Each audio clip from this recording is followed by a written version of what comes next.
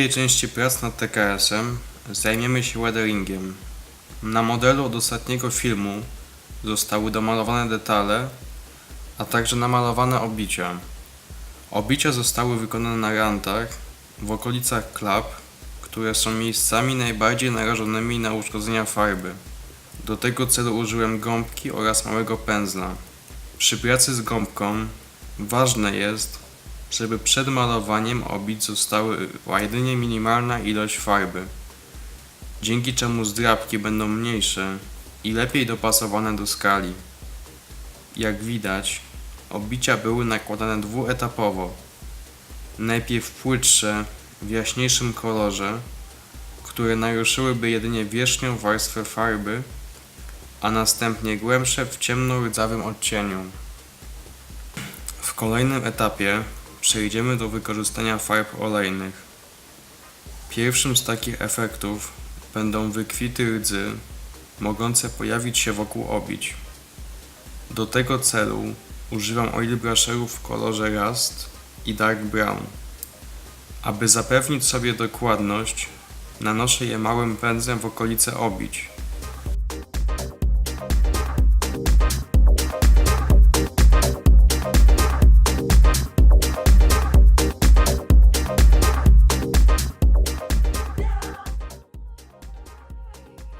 Na tym etapie warto nie przesadzać z ilością farby.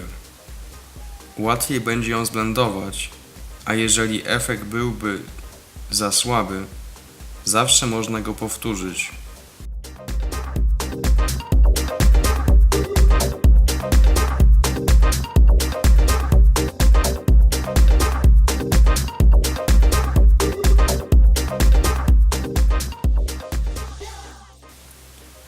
Następnie przy pomocy innego pędzla, delikatnie nasączonego w White Spiricie, przystępuję do blendowania. Najlepiej do tego celu sprawdzi się delikatne tapowanie. Na tym etapie można także stworzyć rdzawe zacieki.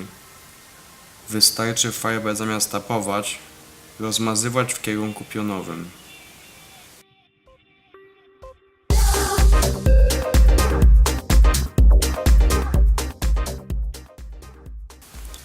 Aby bardziej zróżnicować kolory na pojeździe i nadać im bardziej wypłowiały charakter, można niewielką ilość farby w kolorze odpowiadającym tej na modelu nanieść na daną plamę kamuflażu, a następnie ją zblendować. Przez różnicę pomiędzy odcieniami farb stworzy to efekt wypłowienia farby.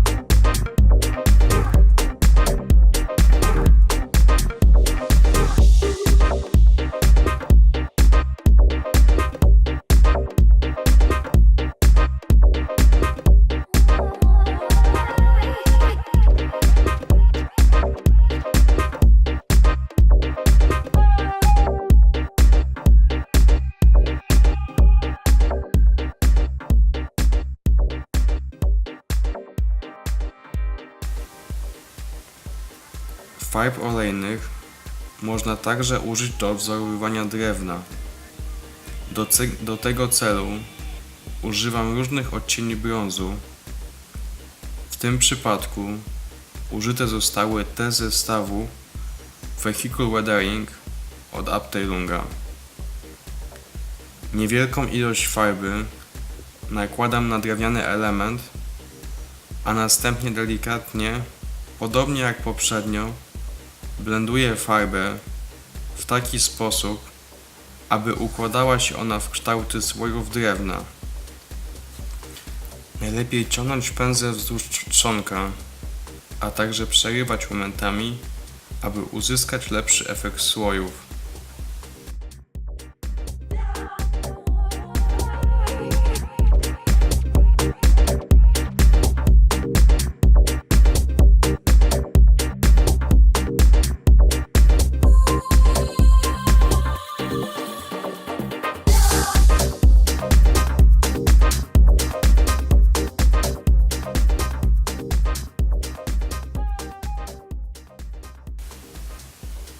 Okolice elementów, które mogły mieć kontakt ze smarami, czyli głównie obszary w okolicy silnika i przekładni, w zakamarkach używam ciemnoszarego koloru, który będzie stanowił dobrą bazę dla późniejszych efektów rozlanych smarów czy oleju napędowego. Najlepiej nanosić tę farbę w zakamarkach, na łączeniach płyt, miejsc trudniej dostępnych, gdzie brud mógłby się odkładać. Następnym etapem pracy nad modelem jest kurzenie.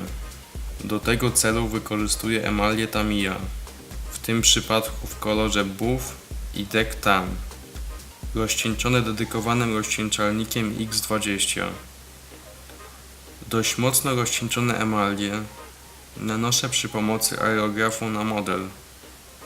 Na tym etapie dobrze jest zachować zasadę, że najwięcej nanosimy na dolne powierzchnie, jednak pamiętając, aby nie przesadzić z ilością nakładanej farby.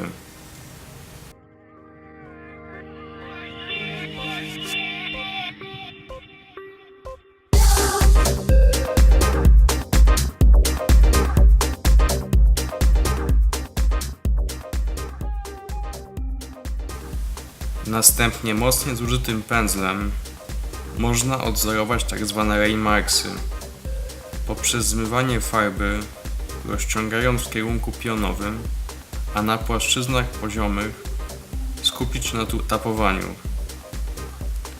Technikę tę można powtarzać kilkukrotnie, aż do uzyskania satysfakcjonujących efektów.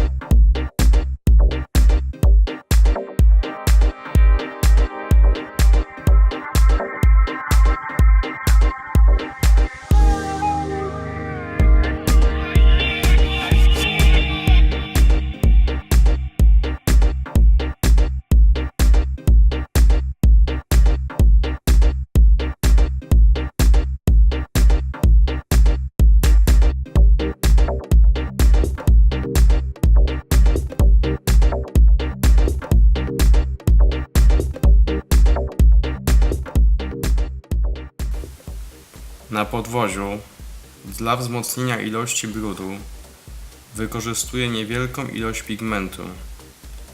Nanoszę małą ilość pigmentu w kolorze European Earth i Dark Earth, głównie w zakamarkach.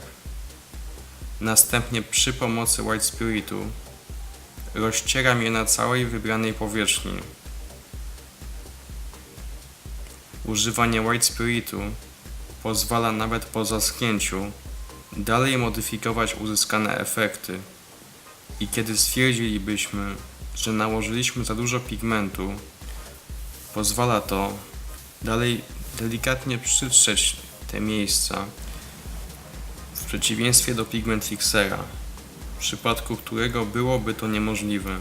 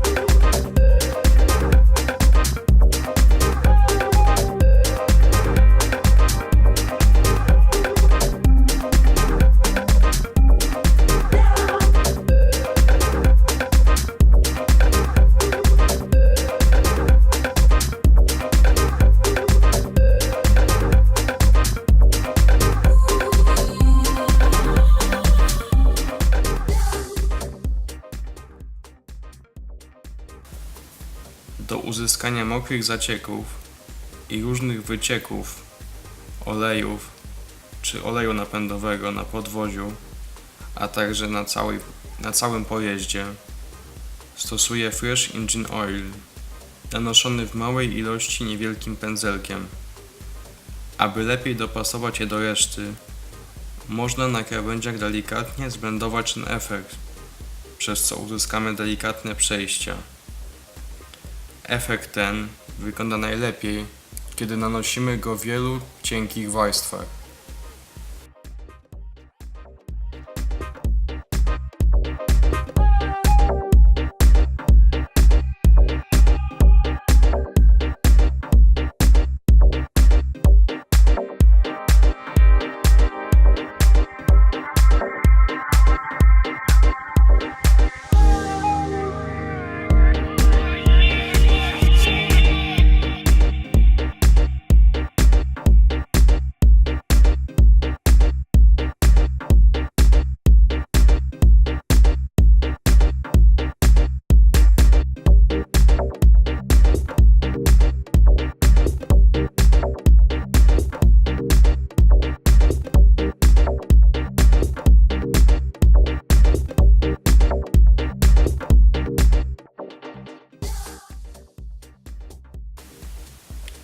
Kolejne mokre plamki nanoszę strzelając z pędzla.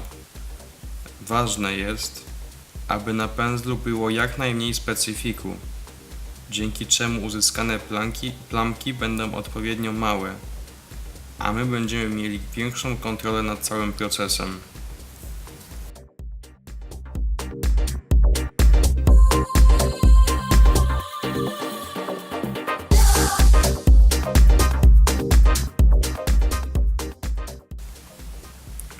odwzorowania delikatnego błota używam produktów mat w kolorze Dry Light Soil i Turned Earth. Używając dwóch kolorów, jaśniejszego i ciemniejszego, uzyskamy efekt dwóch rodzajów błota, wyschniętego i świeżego. Produkty te delikatnie rozcieńczam, a następnie strzelam z pędzla wokół elementów podwozia, które były najbardziej narażone na zabłocenie.